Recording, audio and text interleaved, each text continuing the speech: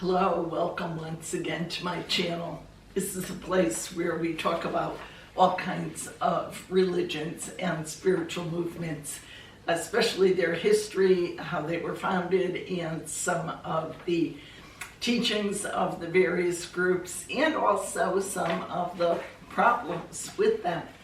Today I'm going to talk about the Plymouth Brethren Christian Church, which is headquartered in Australia. Sometimes it is called an exclusive Brethren church, and they have also been called Taylorites. More about that in a minute. If you like this kind of topic, I hope you'll check out some of the other videos that I've posted about other groups. Well, this group began in the 1820s in Dublin, and moved its headquarters to Plymouth in England, and that's where it became known as the Brethren of Plymouth, or later the Plymouth Brethren. Probably the most famous person among the founding members was John Nelson Darby. He would be the most well-known for Christians today. Darby is the man who basically was the proponent of the current rapture theory, a theory about end times that a small minority of Christians in the world accept today as being a biblical theory. John Nelson Darby also set the tone of his group as being an exclusive group, a closed group. Here's a quote from Darby about mainstream churches. He said, "The entire nature and purpose of the church has become so perverted that it is diametrically opposed to the fundamental purpose for which it was instituted." He thought that the churches of his day were too worldly rather than being places of holiness, and he was gloomy about just the world in general. He saw evil as gaining power, and he thought that nothing could prevent evil completely overtaking the world except the return of Christ in judgment. So he believed that not only was the secular world corrupt, but that the other Christian churches had gone astray as well. So he was founding and proposing an exclusive church, one that would isolate itself from evil and get, in a term that you would be familiar with, go back to the Bible. After Darby, a man named Frederick Raven became the leader of the exclusive Brethren, but shortly after that it divided into two groups. He died in 1903, and his group was then led by a man named James Taylor Sr. Taylor Sr. was succeeded by his son, Jr., after a 6-year period of disputed leadership, and the group that they led became known as the Taylorites that I mentioned before. Now, the Brethren had always promoted separation from worldly things, but Jim Taylor extended the rules for separation from the world. He extended that to mean more than it originally had for the group. So he decreed that the members of the Brethren could not eat with non-members, couldn't be friends with them, or join a professional organization that they were in. The only safe places were their own homes and the meeting rooms of the brethren. And children were brought up to keep separate from the world outside. In 1970, James Taylor was accused of immoral conduct, and even though he protested that he was innocent, it split the group again. He was followed by James Harvey Symington, and he by John Hales. On the death of John Hales in 2002, the leadership passed to his son, Bruce Hales, who has been the leader ever since. So what is it like to be among the brethren? And what are some of the rules? Well, first of all, the purpose of this separation, of this isolation, is to avoid sin. And the second thing is to keep away from any person or group that does not follow the brethren teaching, including other Christians. The rules include the idea that families cannot have televisions or radios. They can't go to the cinema or the theater.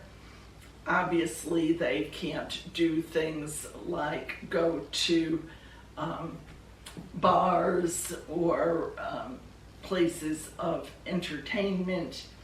They must marry within the exclusive brethren. They can't have pets.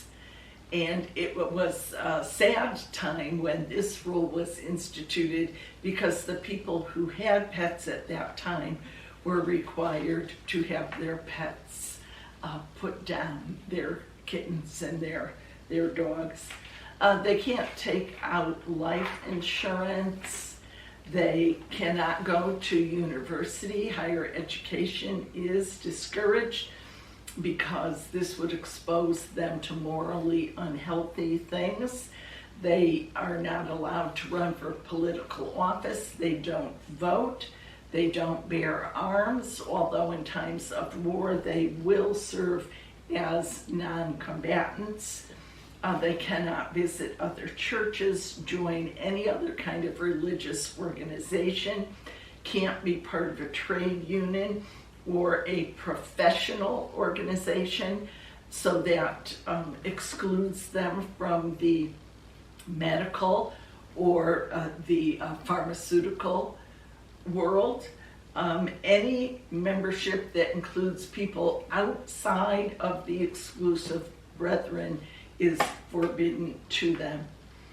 Here's an interesting one. They cannot live in the same building, including apartment houses or semi-detached houses, as outsiders. And this means they can't even share a home with a spouse or a child that has been withdrawn from the brethren. They are encouraged to marry early, and of course within the brethren only. They have a dress code. The men must be clean shaven. They keep their hair short. They're not allowed to wear ties. The women, on the other hand, must have long hair, and they wear scarves. The meeting places hold services every day, and of course the brethren are encouraged to attend absolutely as many of those meetings as they can. 6 a.m. is the time for Holy Communion each morning. Well, members who break the rules and are withdrawn from, they are banned, of course, from worship meetings and are ostracized by the other members, including family members. They can lose their home, and if they work for a brethren company, and many of the brethren work in exclusive brethren companies, they are very business-minded, they can lose their jobs. Supposedly, they are only withdrawn for unrepentant, serious sin. They believe that this is following the teaching of St. Paul in the Christian New Testament. And they have a number of scriptures that back up that point of view that they learn about. The members can also be something that's called shut up. That means that when they have done something wrong, they're isolated from the general population and can only have contact with a few, especially selected members of the group until such time as they feel that God has forgiven that person. This is not a democratic movement. The local bodies are not autocratic. They follow the exclusive leader, the one known as the man of God. They are totally loyal to the brethren. Like many of these groups, issues only arise for people when they begin to question either the teachings or the practices of the brethren. And that's when they come in conflict with the leadership. And this is very often where we find this called sin, being very sinful because you are dissenting from the rule of the leadership. The leaders also have the authority to bring new light or new revelation from God that is appropriate to the current time. And that is something that Darby initiated way back at the beginning by his teachings.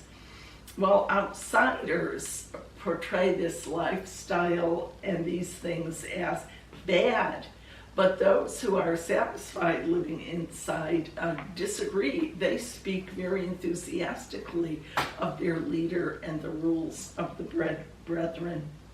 They think he's gifted. He has a grasp of the truth and mankind that is unsurpassed. And he's closer to God, Father, Son, and Holy Spirit than any other human. So he is the head of the church as the servant leader, and they willingly follow him. There are no ordained clergy among the exclusive brethren, who currently call themselves the Plymouth Brethren Christian Church. You might wonder, well, what about some of the things that are essential to life in this century, things like cell phones or computers for doing business and computers for education?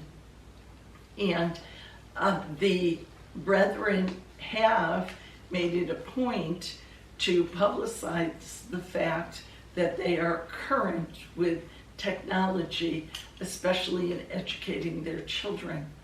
However, a computer must be purchased from a brethren-owned company, and the software that is loaded is limited to email and to business-oriented software, things like accounting, where one would have to keep track of their business online, or do their banking online.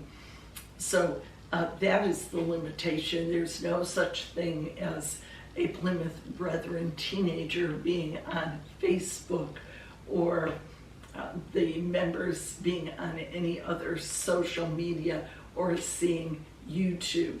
They will not be seeing this video.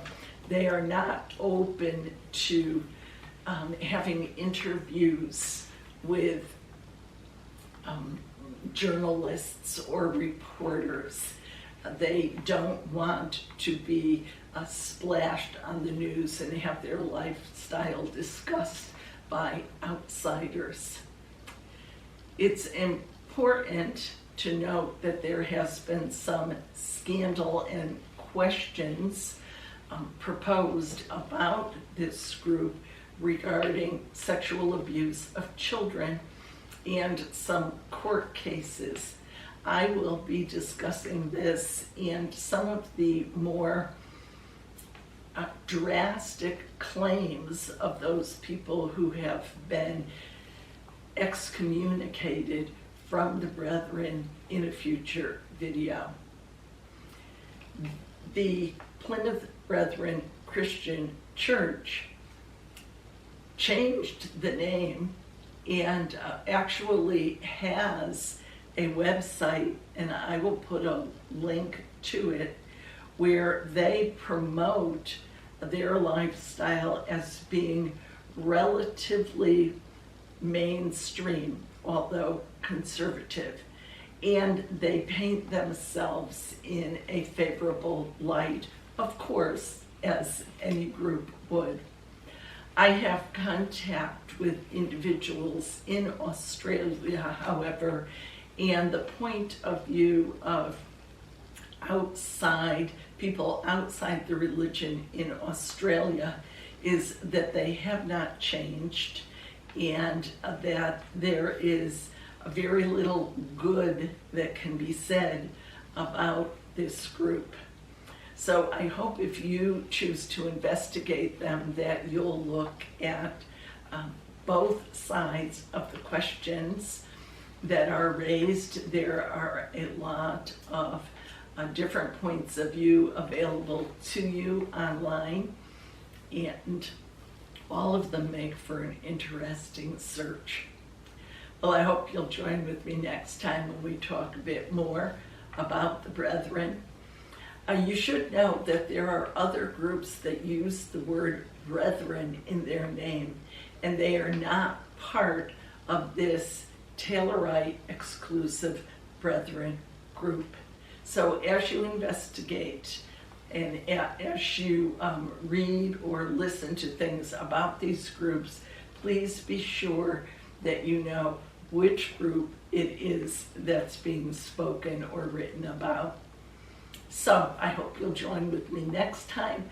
A very, very great thank you for being here again, and I hope to see you real soon.